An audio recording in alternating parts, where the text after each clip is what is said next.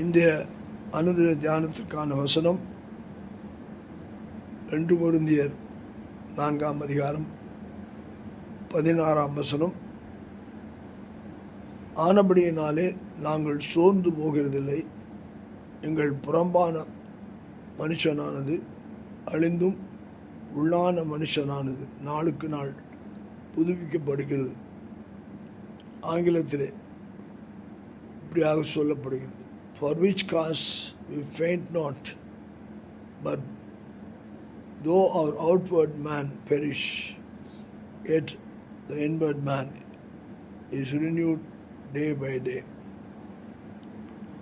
நன்றாக நாம் நம்முடைய வாழ்க்கையில் புரிந்து கொள்ள வேண்டிய ஒரு காரியம்,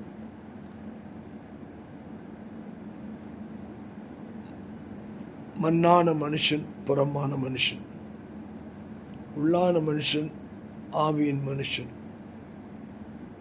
மண்ணான மனுஷன் அவன் மாமிசத்தை உடையவனாயிருக்கிறான். உள்ளான மனுஷன் ஆவியிலே நிறைந்திருக்கிறான். 2-3 அங்கே போர் செய்ய வேண்டிய ஒரு காரியமாக இருக்கிறது. மாமிசத்திலே போர் செய்யும்போது நாம் அழிவை தான் பார்க்க முடியும். ஆனால் ஆவியிலே நாம் யுத்தம் செய்யும்போது நம்முடைய ஆவியான மனுஷன்